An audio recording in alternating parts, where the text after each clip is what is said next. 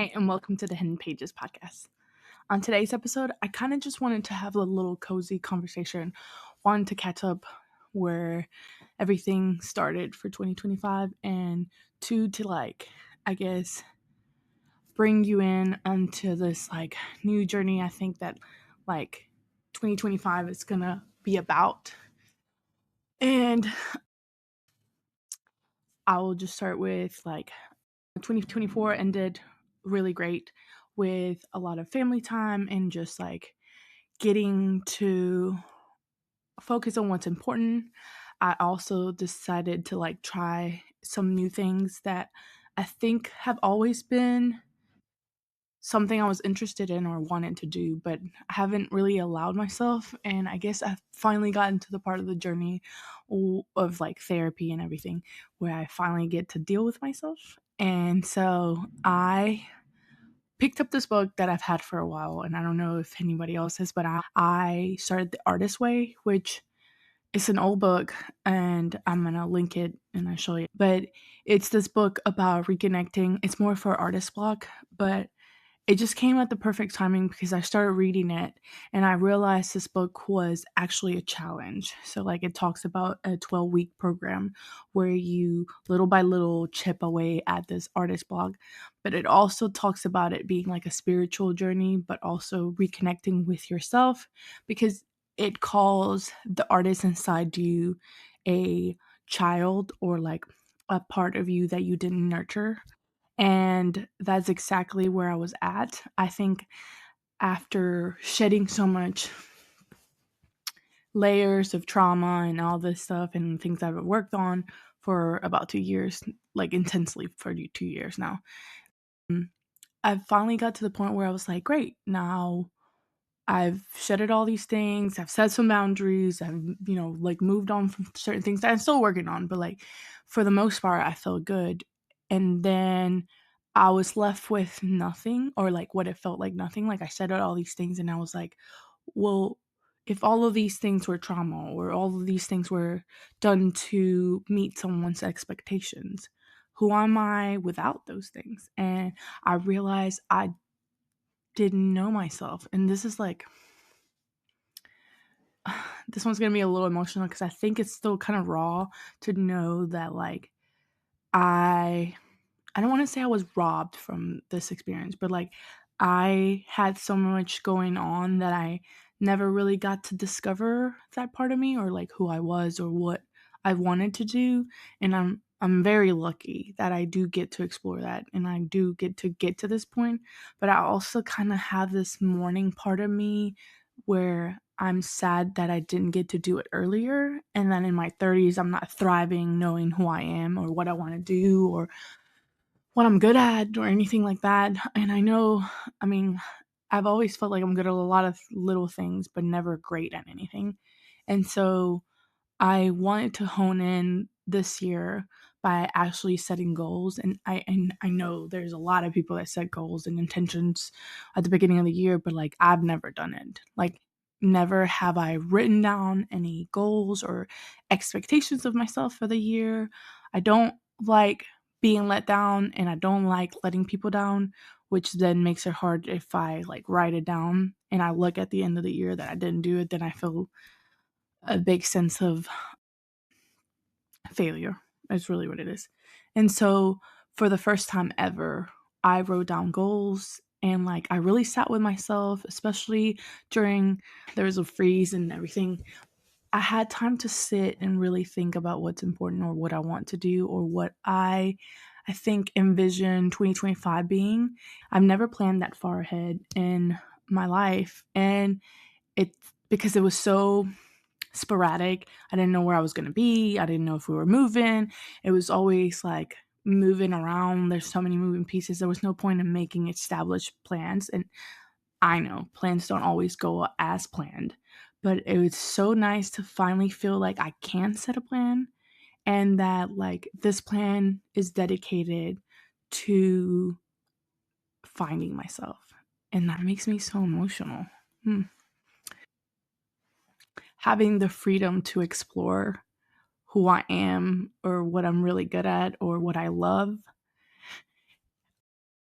has come with a lot of struggles internally and externally, because I've had to shed so much and work on it so hard, that I encourage anyone who feels like they haven't had the chance to get to know themselves to like really give yourself a chance to at least sit down and write down even the glimpses of what you think might be what you want or where you want to go or the directions or anything. Because I think for myself, I've always thought that there's these glimmers of things that I think I love or that I want to explore, but that might be too good to be true, or like I don't have the chance to, I'm not really good at, or I'm not really skilled at, or I'm too old, or it's too late.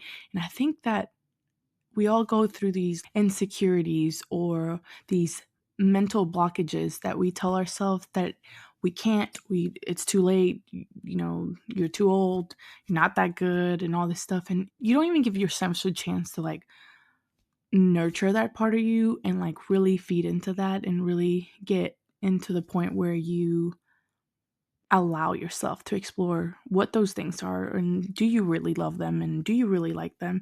And I think that's because this exploration phase is supposed to be when we're younger, and if you don't get the chance to do it when you're younger, or if there's too much tumultuous things going on around you when you're younger, or if there's a lot of instability, trauma, like anything going on, then that side of us kind of just takes a back seat and you never really get to explore it.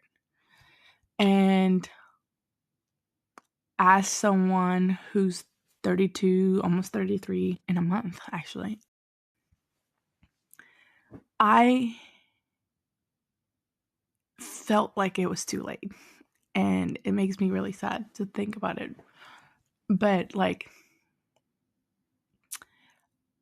it's almost like I haven't nurtured myself, or I haven't taken care of myself, or I haven't been loving to myself in other ways, right? Like I've learned to love myself and my body and all the changes I've gone through as a mom, and like all the changes I've gone through just in general as getting older, or like it just changes, right? Like I've learned to love myself physically more and more, but I think internally, with my soul and my desires, I guess, like my dreams and desires, they've always taken a backseat, and I've never really granted myself time or dedication or anything to those, because there was always this pressure of like, I have to make money, or I have to make sure I'm, I don't know, a viable human being in this world, or I'm providing some kind of help to our home, or when I was by myself, it was like I just want to make sure I pay bills because like I'm young, I need to get a career, I need to like find what my career is, and like we're so go to find these things without really taking a second to explore with ourselves what that is and what we want to do. So that brings me to what this year is going to be about. And I love the podcast because I get to almost like verbally process on here. And I've really connected with some people, close people, and other people that like have related to certain things. I've also taken it as like I wouldn't say a hobby, but like I've taken it like slowly just to see if it's a thing, because I think I've always thought about doing a podcast, but I've never thought I was bold enough to talk on a camera, and never bold enough to actually do it and post it. So that was like a really big growth period for me last year, just trying out the podcast. But I think for me, for in general, I don't know if this is going to shift into it being about that journey or about the discovery part or anything. I think I'm just still in the air on that. But for sure, I think for me, this year is going to be about one big dream that I've never really fully explored. I've done a lot of little things to lead up to this dream, only because I didn't think I was good enough to try this thing. And like, I did anything that felt creative just to feel like I was being creative, but not fully even calling myself an artist or a designer or anything like that, right? So I've done graphic design. I studied clothing design. And my favorite part of the clothing design, now looking back, right, was the designing and like the drawing phase of the design and stuff. I did graphic design for a company, like in-house. I think I've never really allowed myself to say it out loud or to like really visit this. And it's really hard for me to even verbalize it right now. But I've always loved art. I've loved looking at art. I love seeing people pursue art. I love seeing people drawing. I love color with me, draw with me, like on YouTube. And like, I've always loved these things. And I loved when my daughter started picking it up too. Like, she started drawing and loving to color and stuff like that. And I've never allowed myself to think, wait, I can do art, because it's just like, one, who wants to be a starving artist was always the thing that would come into my head. And two, you can be artistic in a career, or like you can do creative stuff and still feel like you do art. Like, I've always made an excuse for why not to do art. And I'm not saying I'm good at it, and I'm not saying it's going to be my career, and I'm not saying I don't want to put any pressures on it either for anything, but like, I've just never allowed myself to do the one thing, and this is making me really emotional, to do the one thing I do love. I've never allowed myself to think that I can and that I'm good enough to do art. And the reason why it's making me so emotional is because, like, for the first time ever, I think I have allowed myself to think, what if I can do art? What if I'm actually good enough? Or what if I can try it? What if it's not too late? What if, like, I've just toying with the idea of what if has made me this emotional, and that makes me feel like I'm onto something. I think for me, this year is about, well, the one word for my year is about connection. And not connection just with other people, but connection with myself, with that part of me that I never allowed to dream, and I never allowed to feel like I could, or that the self-doubt or the negative talk, or maybe the negative talk I saw or heard around me, made me like not pursue anything.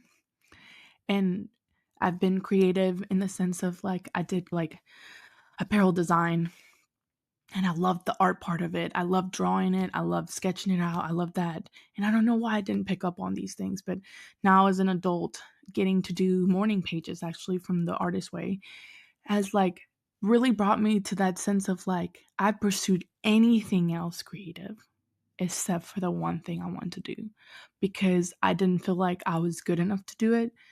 And I still wanted to be creative because that's this like intense.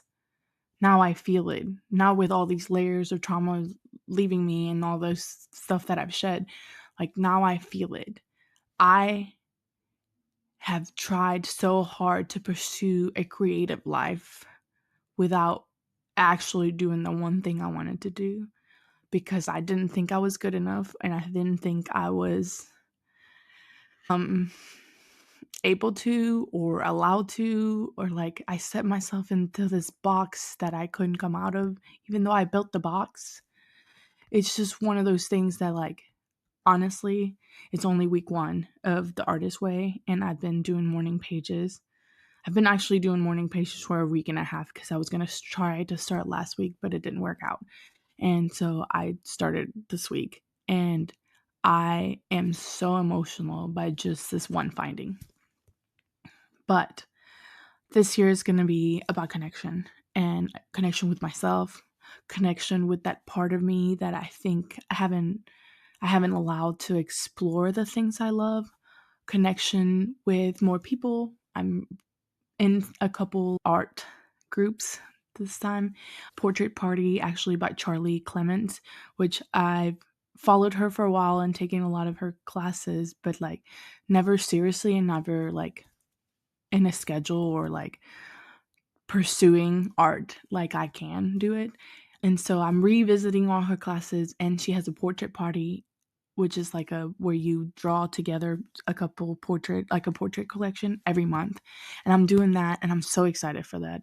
And I'm also taking all her classes again. I did a little project that I can't wait to share more about, but like I did a little artwork for a book that I Jen Lee is actually putting it together. It's called Lettering It Out. It's about actually talking about artist insecurities. And so like there's a lot of little things that kind of lined up with this one dream of mine.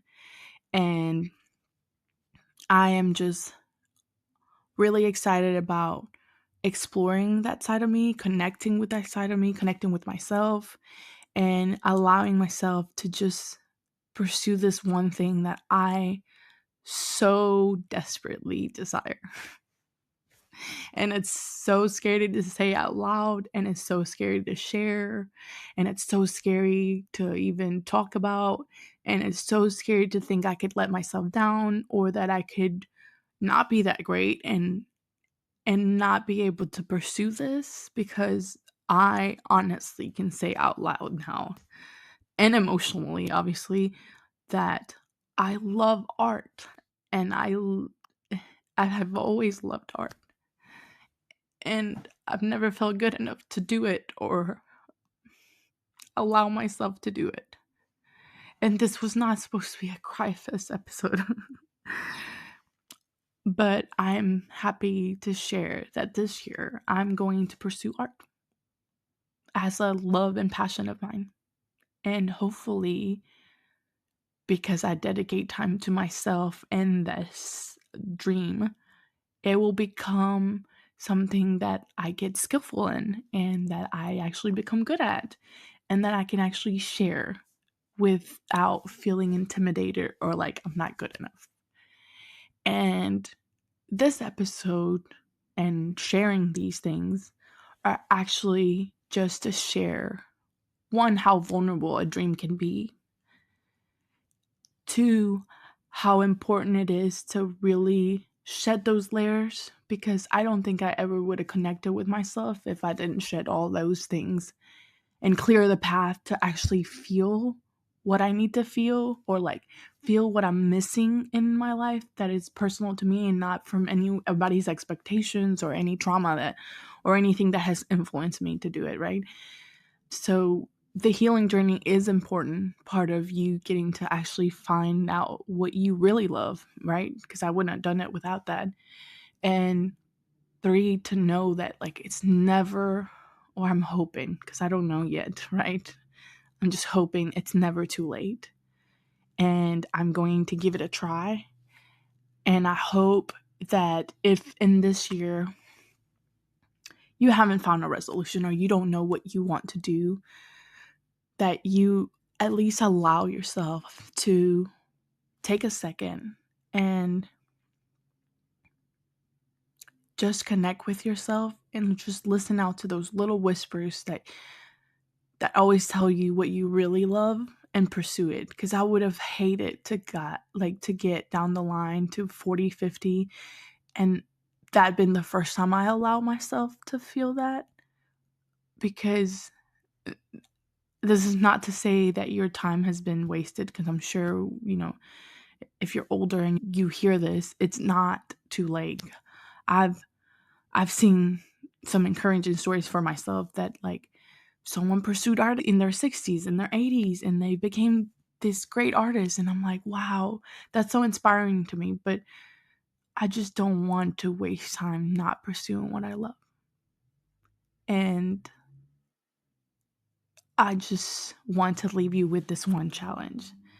If there's this whisper inside you, if there's this thing that you know that you love, but you've never allowed yourself to do it, just give yourself a chance this week. One little chance, one solo date with yourself, or go pick up the sketchbook, or go start writing the first page of your book, or just allow yourself to think what if, and do one thing towards that goal or dream. Because I mean, you can follow this journey and see how it goes, and if it works out, if it doesn't work out, I don't know yet. But like, there's nothing better than pursuing your own dream. Thank you for listening. Hey there, thank you so much for watching. If this episode spoke to you, or maybe you know someone that might benefit from watching this, share it or like and subscribe. If not, we also popped in some other episodes we thought you might like. Thanks for tuning in.